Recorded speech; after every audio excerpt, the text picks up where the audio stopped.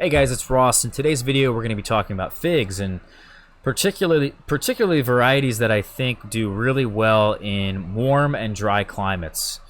Myself, I live in a colder and a humid climate, so my personal experience has been largely based off of figs grown in that climate, and I try to recommend to you guys fig varieties that would do well in warmer places like California, Arizona, Western Texas, Nevada, places like this, right?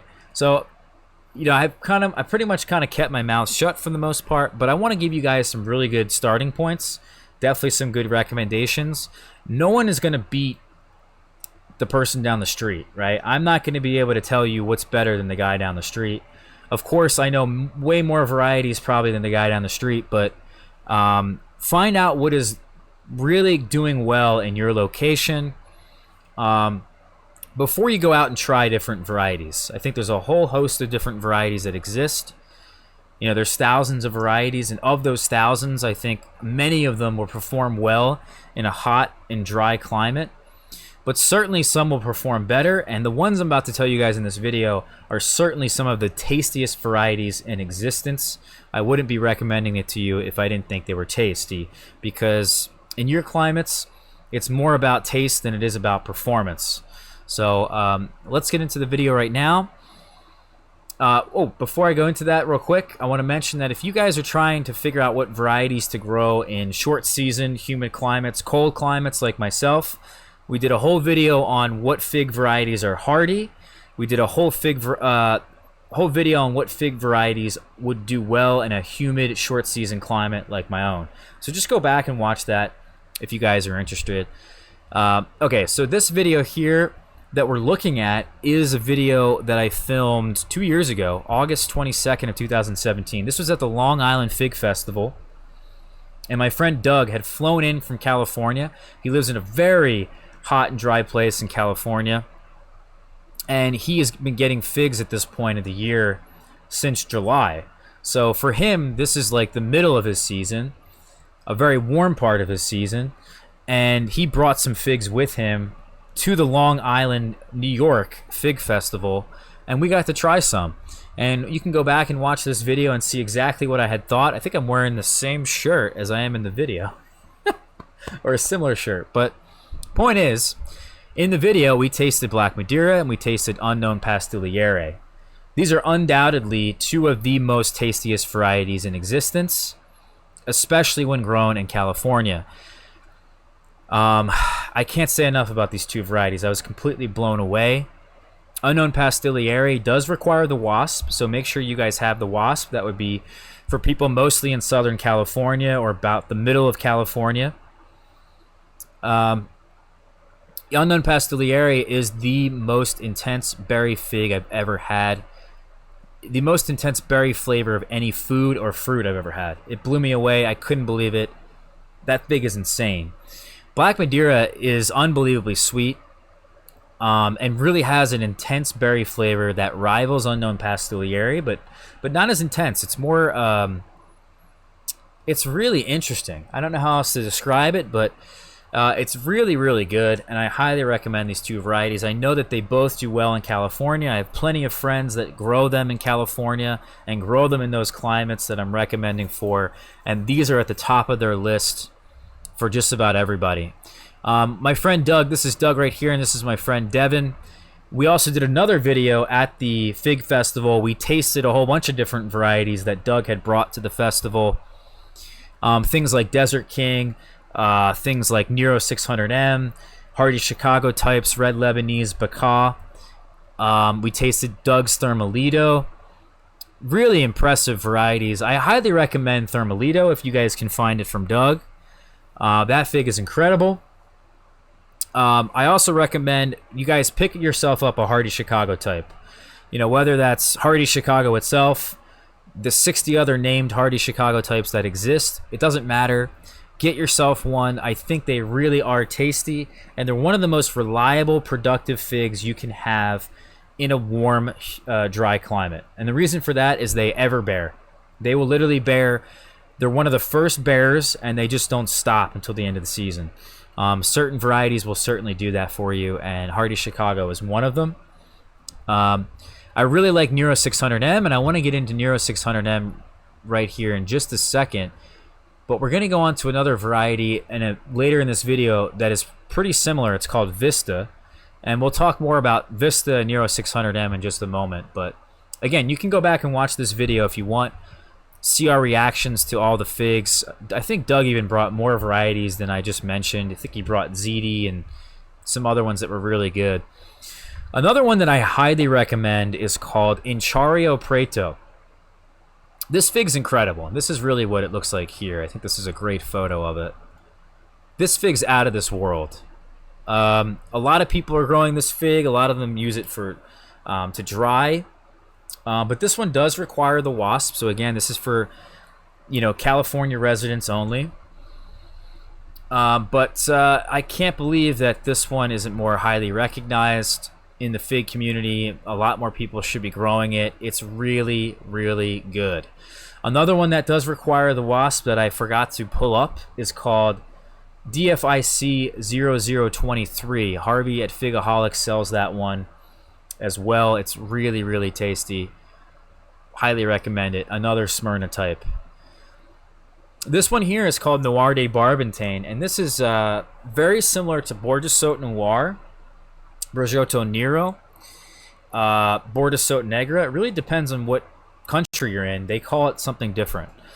And for me, this is an incredible fig that rivals the flavor of Black Madeira. It's really good commercial fig. It has a nice size to it, a nice skin that makes things really easy to be shipped, and it has a great flavor. Beautiful, beautiful fig as well. I highly recommend this one. The next fig here should be in everyone's yard in a hot and dry place.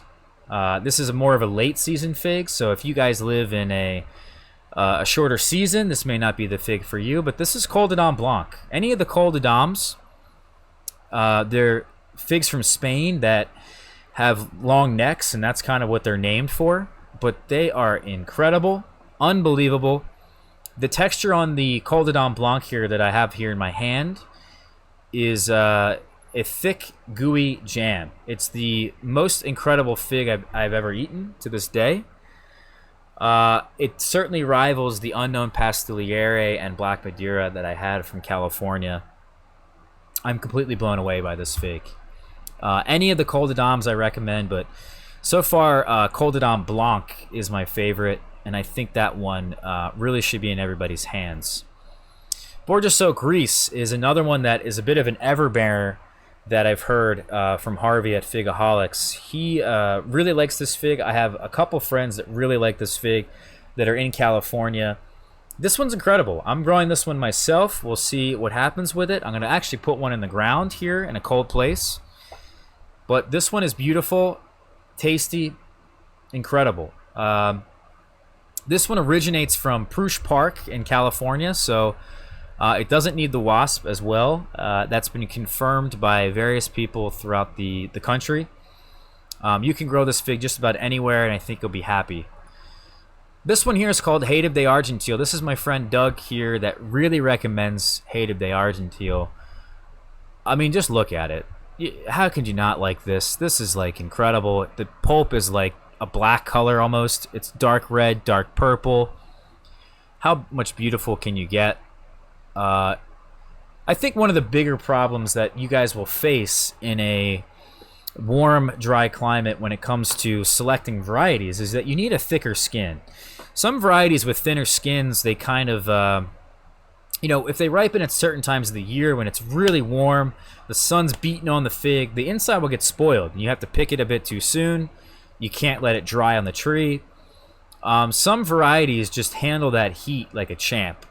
And all these varieties here that I'm recommending to you will certainly do well with that heat. And I really recommend that that's like your prime objective besides taste that you are trying to look for. You know, does the inside spoil at any point? And Doug here recommends that the figs can be left on the tree to concentrate the flavors without fear of souring. So an impressive variety, very intensely flavored. as he says right here, I've tasted this fig myself. I've grown it myself. It's very good. And I can only imagine what the fig wasp, the Blastofiga, can do for these figs. Here we have white Madeira, and this is one that Harvey really is liking recently. I'm not sure how much of that is going to be a fad in the years to come, but here's white Madeira. And Harvey seems to think it actually does taste quite similar to black Madeira. But again, I don't know how much of that is going to be a fad. Point is that it's coming highly recommended, and I think you guys should grow it. This is, although in the category of a fig that is the Adriatic type is what they call that. Adriatic was a very popular fig back in the day that I think was even used commercially, widely grown in California. And Adriatic is just one of those figs that is extremely flavorful. It's very easily described as a green skinned fig like this with that particular shape here. Has that nice neck to it and has a red interior. These are the Adriatic type figs that people refer to. So when I mention that in just a moment here, you'll know what I'm saying. So another Adriatic type here that is highly recommended by Tyro. Tyro is in California. I think he's a member of the California Rare Fruit Growers. This is one that I grow here and I love it as well. It's well adapted. This is an incredible fig, and he has 12 expressions here that he posted back in the day of Strawberry Verte. And this is just incredible. I mean, it doesn't get much better than this. I'm surprised this fig doesn't get more attention. In fact, the leaf pattern is very similar to White Madeira number 1 and Black Madeira. It has those single-lobed, 3-lobed leaves to it for the most part. Again, incredible fig. Doesn't spoil in the intense heat. Although it looks like it certainly is right here. So, you know, this looks a little bit like spoilage, but I don't know. That looks like pure jam as well.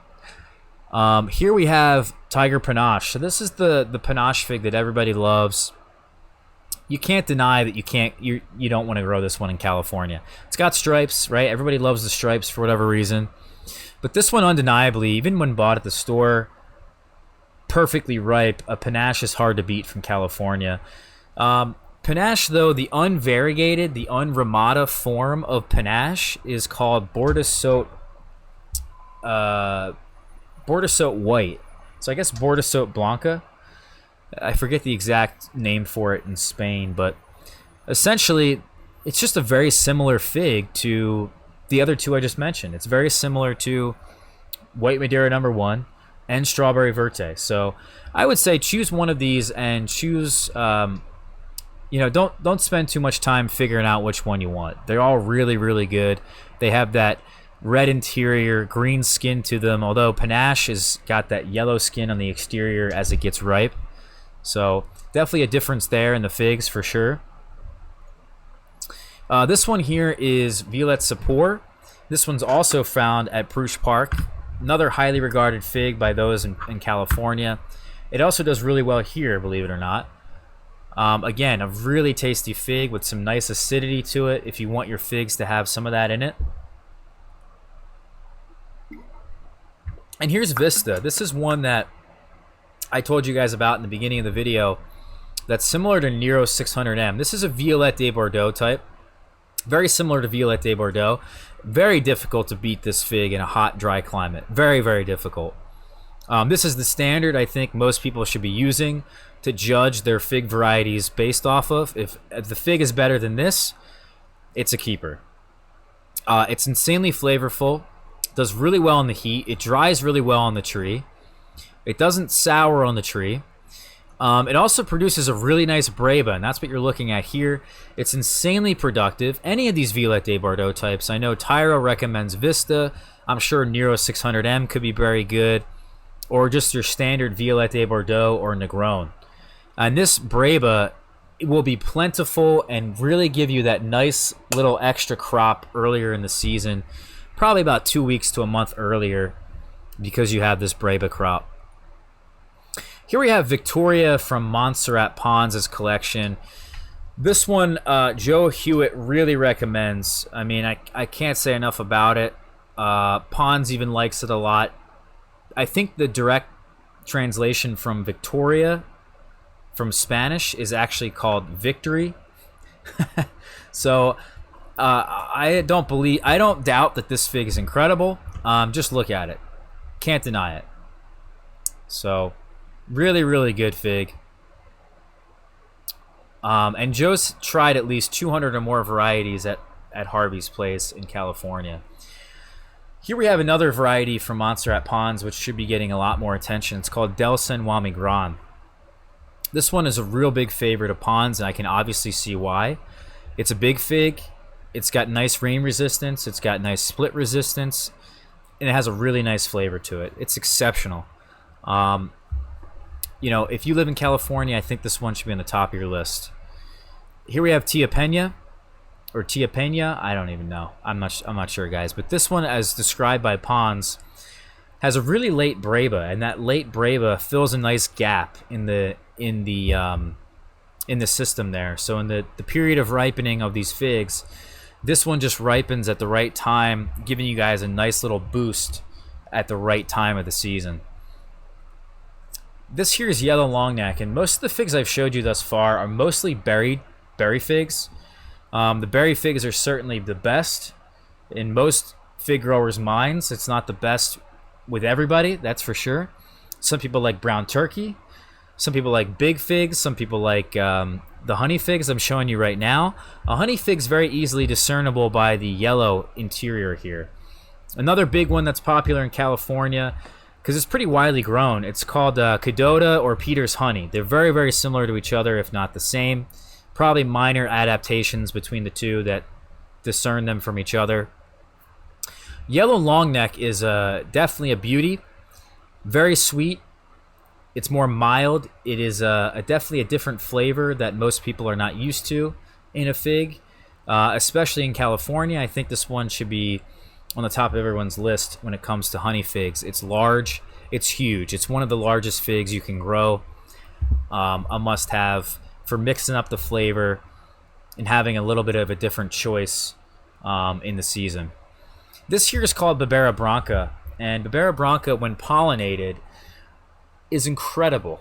When unpollinated, it's still really good. It has a really unique flavor that I've yet to find in any other fig in my yard, and I highly recommend it. It's also more of a honey fig, so even though the interior here is red, that's because of the caprification, because of the heat. I'm sure it has a nice berry flavor like mine actually did here in Pennsylvania, but the honey here makes it a really nice honey fig. That's what it is to start. Certainly a nice little different choice if you're looking for something that's a honey fig. We also have Pastelliere, and this is undoubtedly one of the best figs to grow anywhere. Paolo Bologna in Italy, this is his absolute favorite fig. If he had one choice to grow one variety and only one variety only, this is the variety he would grow.